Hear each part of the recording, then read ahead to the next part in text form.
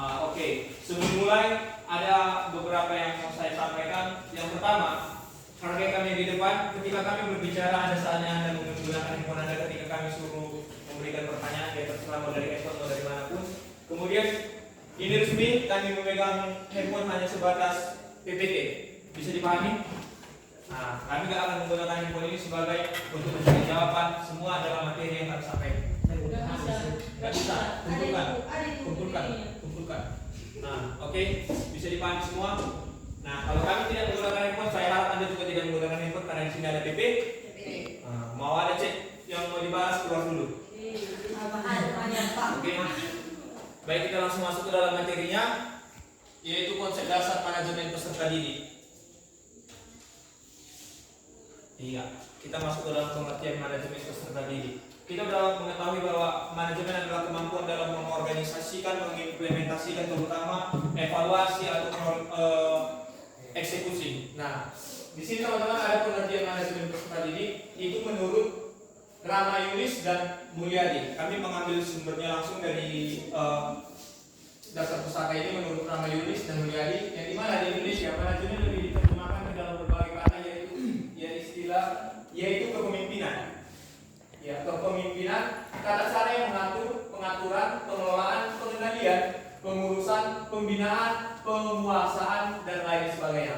Nah, peserta didik adalah siapa saja yang terdaftar dalam objek didik di suatu lembaga pendidikan. Nah, peserta didik itu bisa dikatakan sebagai siswa.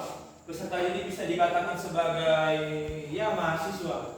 Nah, kemudian peserta didik adalah manajemen peserta didik adalah serangkaian proses dan kegiatan yang dilakukan oleh para pendidik, kepala sekolah, dan staf pendidikan lainnya untuk mengelola, mengatur, dan mengoptimalkan pengalaman belajar serta perkembangan siswa di sebuah institusi pendidikan. Artinya adalah semua stakeholder yang berkaitan di pendidikan adalah seperti kepala sekolah, baik tenaga kependidikan juga berperan penting dalam berjalannya proses pendidikan tersebut. Selanjutnya, Bang. Iya, kita masuk ke dalam tujuan manajemen peserta didik. Tadi kita sudah membahas pengertiannya. Apa sih tujuannya dari manajemen peserta didik? Sudah tertera dan akan disampaikan oleh teman saya serta nomor.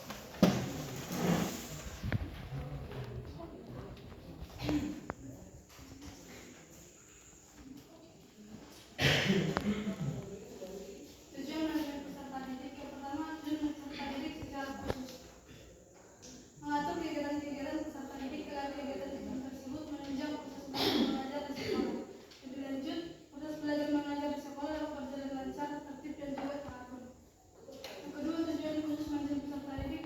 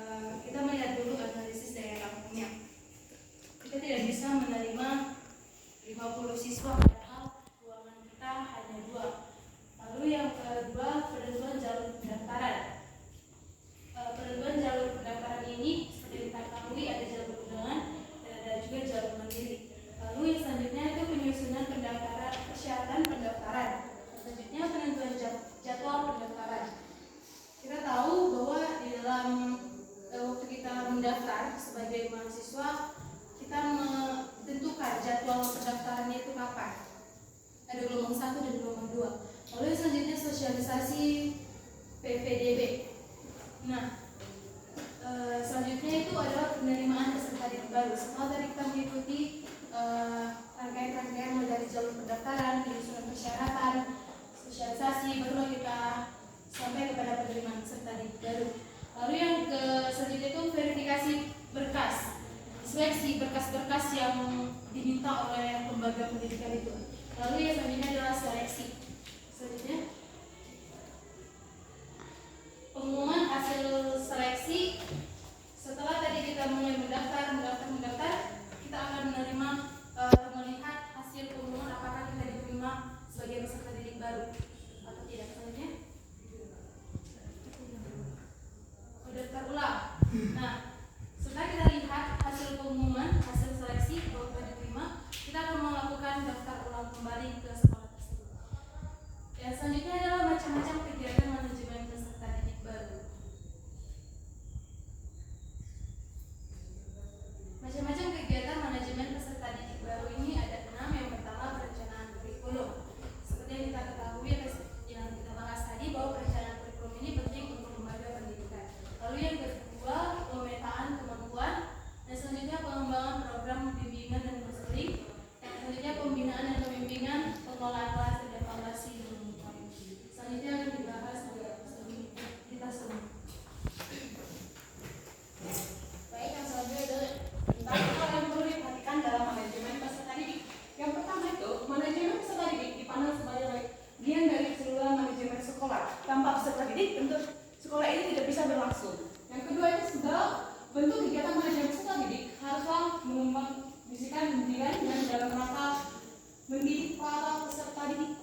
Yang ketiga itu kegiatan-kegiatan manajemen peserta didik haruslah diupayakan untuk mempersatukan peserta didik yang punya agenda dalam latar belakang dan punya banyak perbedaan. Seperti kita yang ada di kelas ini, tentu kita memiliki perbedaan dari suku, derajat, dan status sosial.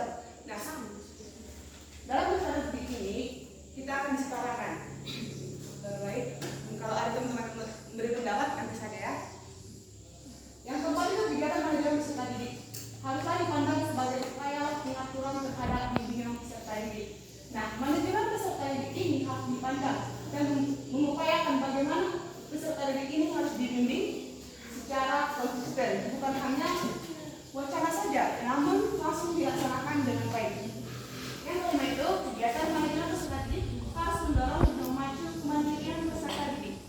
Peserta didik harus bisa mandiri, bukan hanya berdasarkan pada apa yang dilakukan oleh guru, apa yang dijelaskan oleh guru, namun peserta didik juga harus memahami dari luar pembelajaran itu, yaitu dari lingkungan ataupun dari sekolah-sekolah lain ataupun dari buku. Selanjutnya,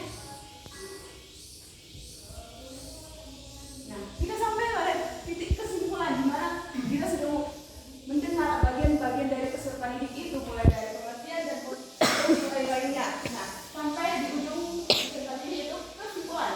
Manajemen peserta didik adalah serangkaian proses dan kegiatan yang dilakukan oleh peserta didik, kepala sekolah dan staf pendidikan lainnya untuk mengolah, mengatur, mengoptimalkan pengalaman belajar serta berkembangnya siswa di sebuah institusi pendidikan ataupun lembaga pendidikan.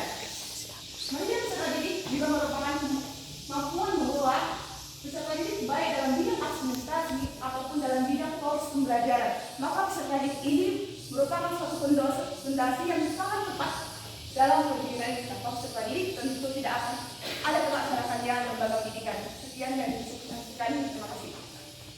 Terima kasih teman-teman yang sudah memperhatikan dan teman-teman yang masih fokus. Demikianlah presentasi dari kami terkait mengenai manajemen peserta didik. Bagi teman-teman, jika ada pertanyaan, jika ada kritik, serta jika ada saran, kami persilakan dengan segala hormat. Dengan kami membuka sesi pertama ini adalah 3 pertanyaan. Terima kasih. Yeah.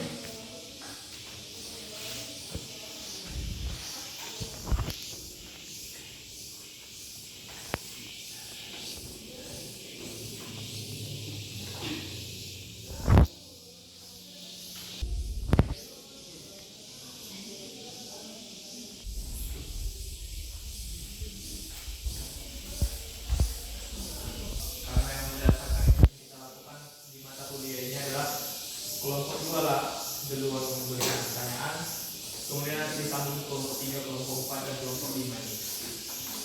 2, 3, 4. Oh, 2, 3, 4. Ada berapa kelompok? 4 kan ya, pas 3 pertanyaan.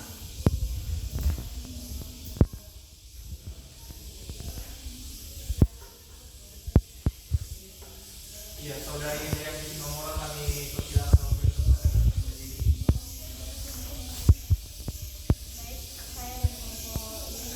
Formulnya Pak. Saya dari kelompok 2 yang memberikan pertanyaan. Bagaimana cara membangun minat belajar peserta didik yang tinggi dalam situasi pembelajaran yang beragam? Baik, terima kasih. Pertanyaan adalah bagaimana cara membangun minat belajar peserta didik dalam proses pembelajaran yang beragam, ya, bukan pendidik saudara ini. Dua pertanyaan lagi kami persilakan kepada kelompok 3 dan kelompok 4 kami unjuk ya. Saudari Saya dari Juwita. kelompok 3. Di sini saya ingin memberikan pertanyaan tentang bahwa di dalam fungsi manajemen peserta didik dikatakan bahwa peserta didik itu sebagai wahana.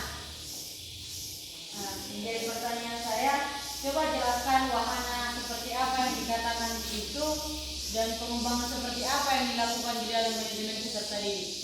Baik, terima kasih. Jadi pertanyaan adalah coba jelaskan wahana apa yang dimaksud dan pengembangan apa yang dilakukan ya, yang dilakukan dalam manajemen peserta didik. Kemudian pertanyaan terakhir kami lemparkan kepada kelompok 4. Jika ada pertanyaan, saran, kritik, kami persilakan ya.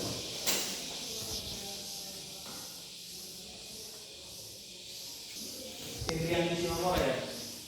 Nah, pertanyaannya adalah bagaimana cara membangun minat belajar peserta didik dalam proses mengajar yang beragam? Iya, ada apa? Dalam proses pembelajaran yang beragam. Oke, baik, pertanyaan yang cukup bagus, tapi berkaitan dengan manajemen peserta didik. Bagaimana cara untuk mengembangkan minat belajar peserta didik? Itulah fungsinya dari manajemen itu sendiri. Nah, fungsinya sebagai manajemen peserta didik, kita bisa memahami karakteristik peserta didik ataupun apa yang lagi tren dan apa yang lagi booming yang bisa digunakan dalam proses pembelajaran. Kalau berbicara tentang tahun 2000-an atau 2005 ke bawah, atau 2005 ke bawah itu sekitar tahun 2000 sampai 2005, itu zamannya adalah menggunakan bahan-bahan ataupun menggunakan alat yang sifatnya manual. Nah, dengan demikian minat belajar mahasiswa ya masih bagus-bagus saja. Oke, kemudian seiring berjalannya waktu sekarang semakin canggih namanya teknologi. Nah, kalau di tahun ini ataupun di tahun 2024 ini, kalau kita masih menggunakan proses pembelajaran manual, tidak ada fokus, tidak ada laptop ataupun tidak ada teknologi yang bisa membangun dalam proses pembelajaran tersebut, mungkin minat belajar dari siswa itu akan berkurang. Artinya adalah semua tergantung proses, ya diperhatikan dulu. Semua tergantung bagaimana yang sedang berlangsung di generasi tersebut. Artinya adalah yang pertama yang perlu dipahami adalah memahami karakteristik dari peserta didik. Yang kedua adalah menyiapkan alat-alat ataupun pembelajaran yang tidak manual. Di zaman sekarang ini kita berbicara ya. Kemudian yang ketiga adalah menyampaikan materi dengan penuh bagaimana kata?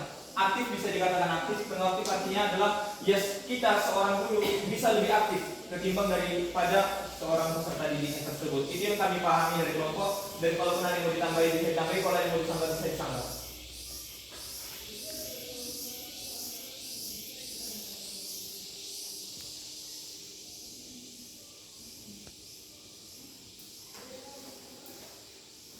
Iya, baik, terima kasih kepada saudari Indriani Simamora. Selanjutnya ada pertanyaan yang kedua, berikan waktu kepada kami untuk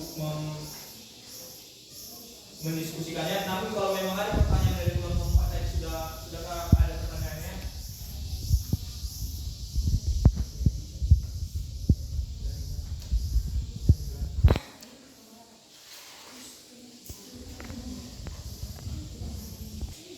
Oh iya, saudari Siska. Terima kasih atas waktu yang telah diberikan.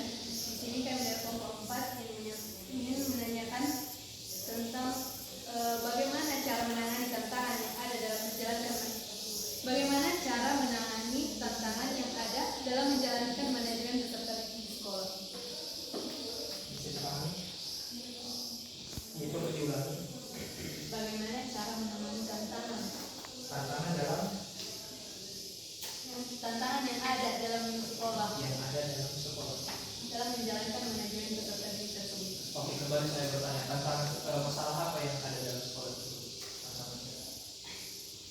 Supaya bisa kita wujudkan apa solusinya kita buat. Tantangan yang ada dalam sekolah dalam menjalankan manajemen peserta didik dalam konteks perilaku peserta didik kan. Nah, tantangan dalam konteks perilaku peserta didik itu tentang karakter. Nah, manajemen itu dilakukan itu pada guru. Guru akan membimbing peserta didiknya sehingga perilaku mereka akan terdidik. Memang sudah terdidik dalam rumah mereka atau konteks lingkungan mereka. Namun di dalam sekolah juga guru akan mendidik peserta didiknya melalui tingkah laku, sifat, dan bagaimana mereka melakukannya dalam kehidupan mereka. Nah, tantangan dan perilaku ini memang sangat sering dipertanyakan. Diberikan nasihat yang membuat kita menjadi lebih bersemangat lagi dalam melaksanakan pembelajaran ini, memberikan motivasi kepada kita, dan bahkan memberikan dorongan kepada kita agar kita bisa memahami diri kita sendiri dan memahami teman-teman kita.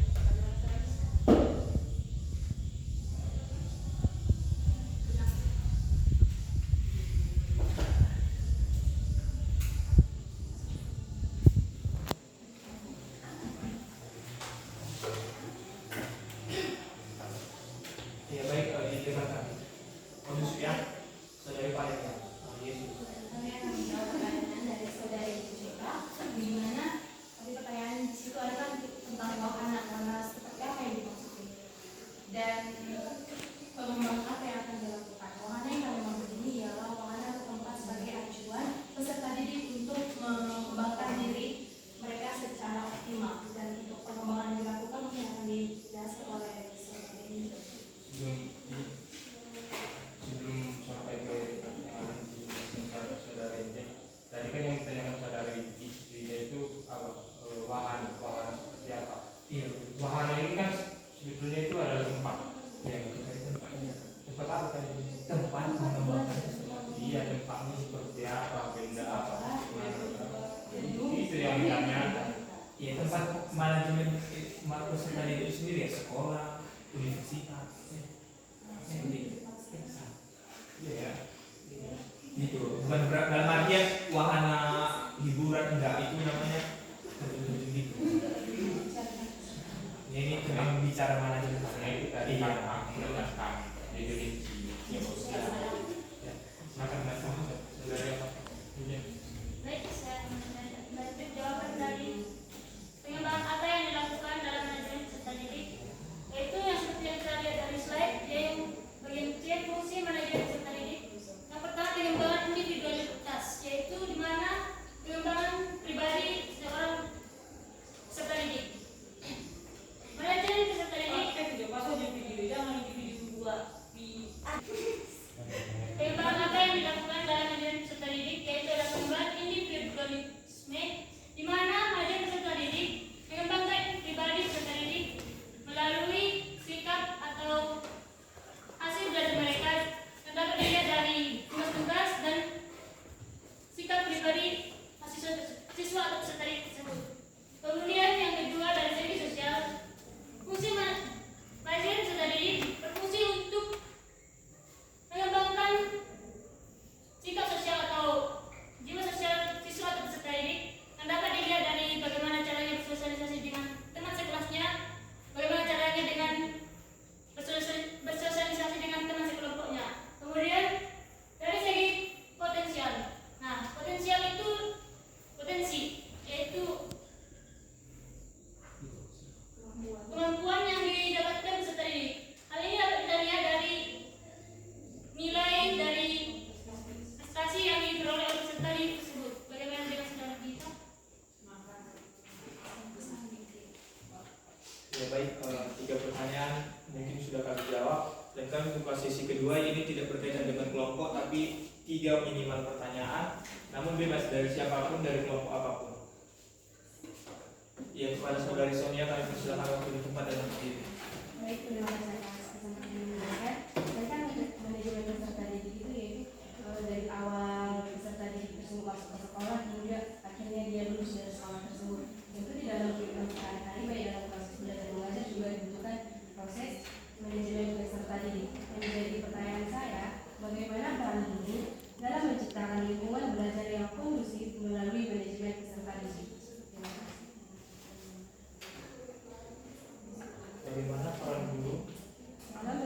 lingkungan belajar yang kondusif dalam menciptakan lingkungan belajar yang kondusif melalui manajemen peserta didik. melalui manajemen peserta didik.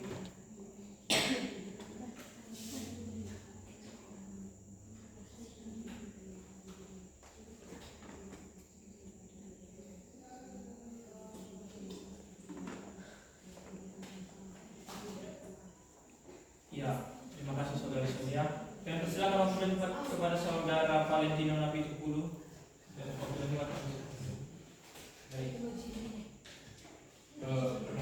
Perkenalkan nama saya Valentino Nabi.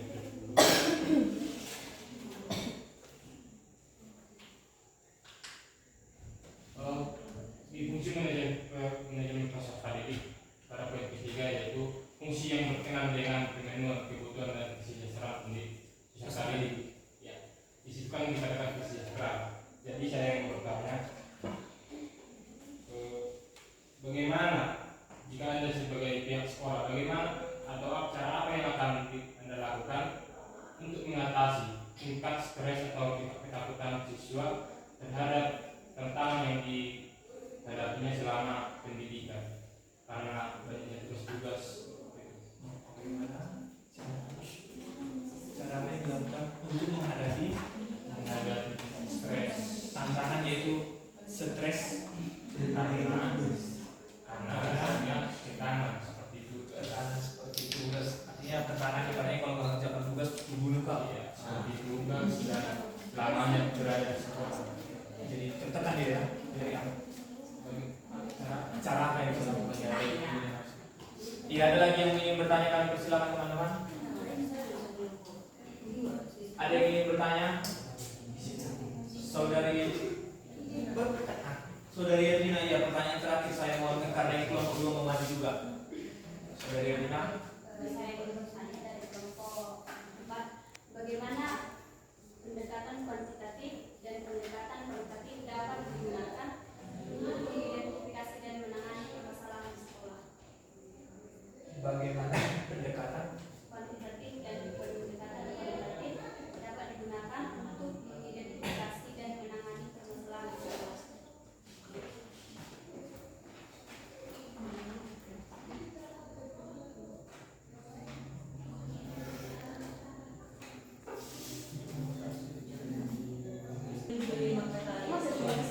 ya, ini adalah kelompok kami kan. Terlepas kalau memang aku sendiri punya menjawab ya nilai kelompok kami. Artinya ya jatuhkan Anda audiens.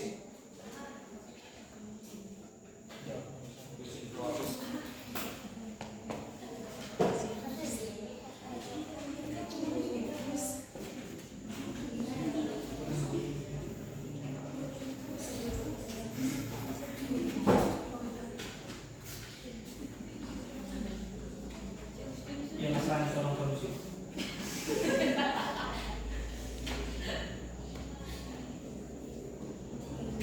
Baik, saya mau menjawab pertanyaan dari saudara Valentino yang bertanya bagaimana cara apa yang akan Anda lakukan dalam menghadapi tingkat stres karena tekanan seperti tugas dan lamanya ada di sekolah.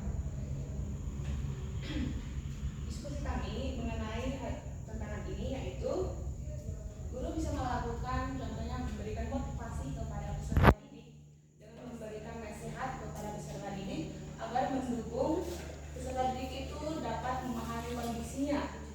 Bukan guru saja yang dapat memahami kondisi peserta didik, namun dirinya sendiri juga harus bisa memahami bagaimana kondisinya pada saat itu.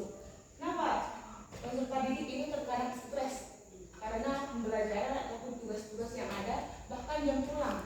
Itu karena peserta didik selalu memikirkan hal-hal yang belum tentu terjadi di depannya.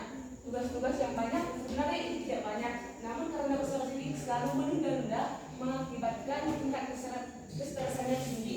Nah, cara guru untuk melakukan agar peserta didik tidak stres, secara kita sudah menggunakan kurikulum merdeka.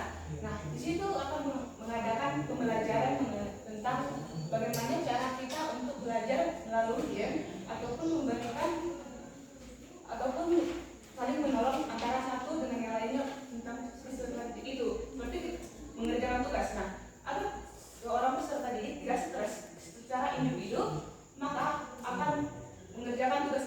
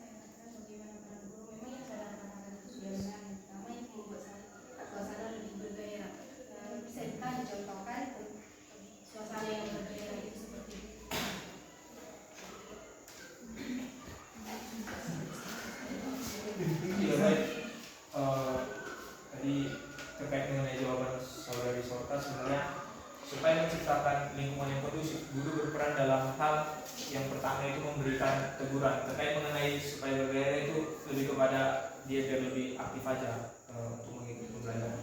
Tetapi kalau bicara tentang kondusif, iya, kalau bicara tentang kondusif berarti supaya bagaimana proses pembelajaran itu berlangsung dengan baik tanpa ada keributan, tanpa ada kerusuhan, seperti itu kan? Nah, artinya adalah peran seorang guru ya ketika ada siswa yang ribut ataupun siswa yang melanggar aturan diberikan teguran sekali, kedua kali tetap ribut diberikan teguran, kemudian yang ketiga kali dikeluarkan. Itu salah satu peran guru. Itu contoh dalam artian ketika kami menjadi seorang guru. Nah, itulah di dalam kelas peran seorang guru dalam menciptakan lingkungan itu kondusif. Ya dengan demikian maka tidak akan ada yang ribut. Potensinya kecil untuk melakukan keributan. Bagaimana saudara Sonia?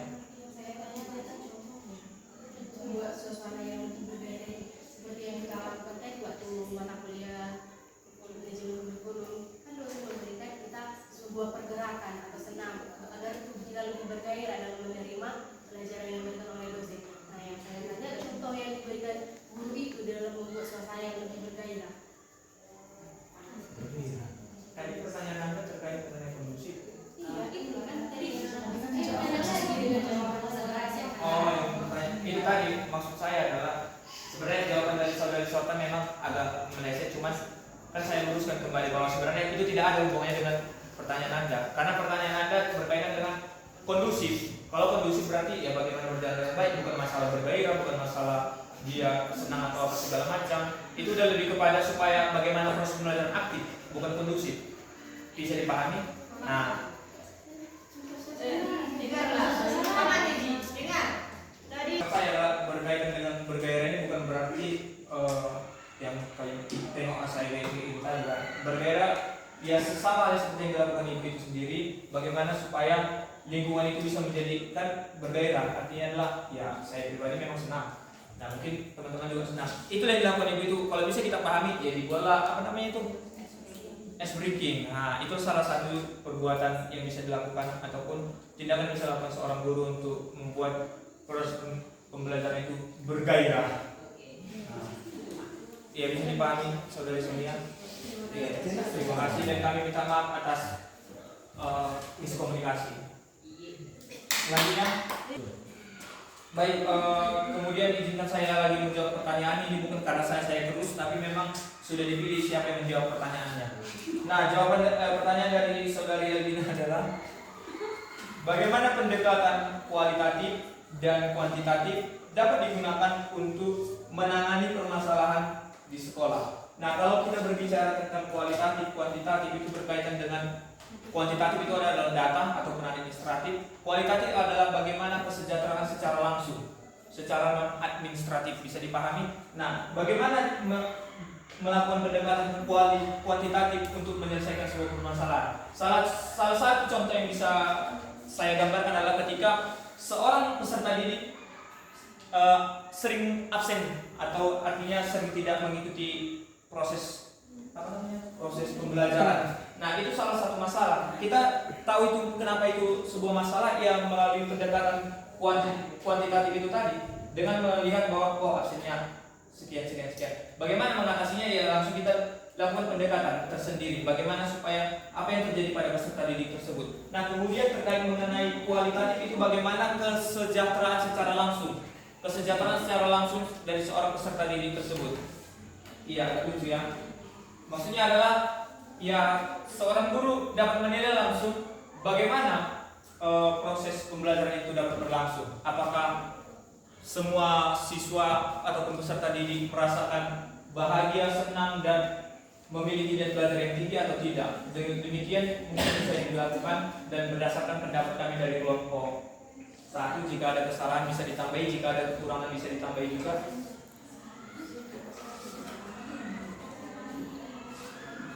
Nah, bagaimana saudari Elvina? Jika ada sanggahan kami persilakan. Ketika memang tidak jelas bilang nggak jelas ya. Iya, mana? Oh lebih rinci. Iya, maksudnya adalah tadi kan saudari bertanya terkait mengenai bagaimana pendekatan kualitatif dan kuantitatif dapat digunakan untuk menangani permasalahan di sekolah. Permasalahan di sekolah ini tadi tidak dikunjukkan oleh saudari Eldina, jadi kami membuat salah satu contoh permasalahan yang ada di sekolah. Oke, yang pertama, ketika peserta didik jarang hadir, ketika peserta didik jarang mengikuti pembelajaran, kami dapat mengetahuinya dan kami dapat melakukan pendekatan seperti apa. Yang pertama, kuantitatif, itulah yang berkaitan dengan apakah benar dia sering jarang aktif, jarang apa segala macam, dari apa? Absensi. Pendekatan administratif. Nah, dengan demikian permasalahan itu bisa saya berikan salah satu contoh lagi. Ketika dengan demikian maka disurati. Artinya adalah diberikan surat, entah surat peringatan pertama, entah surat panggilan. Iya itu yang tadi, tapi memang nggak masuk akal juga kan. Surat panggilan itulah yang bisa dilakukan dalam pendekatan kuantitatif. Nah, kalau dalam pendekatan kualitatif, ya bisa secara langsung, entah memang bapaknya adalah Pak Tua dari peserta didik tersebut, ya bisa secara langsung berbicara apa permasalahannya dan bagaimana cara menegur dan mengingatkannya supaya peserta didik ini bisa mengikuti pembelajaran dengan baik lagi. Iya, bisa dipahami saudari Eldina? Baik, apakah ada pertanyaan yang belum dijawab? Iya, teman-teman, terima kasih untuk atensinya, terima kasih untuk perhatiannya, terima kasih untuk waktunya, dan kami dari kelompok 1 mengucapkan terima kasih banyak dengan meminta maaf jika ada kesalahan kami baik dalam pengucapan kata, baik dalam gaya kami selengean. Mohon dimaklumi, kami akan terus belajar dan kita akan terus belajar. Dan sampaikan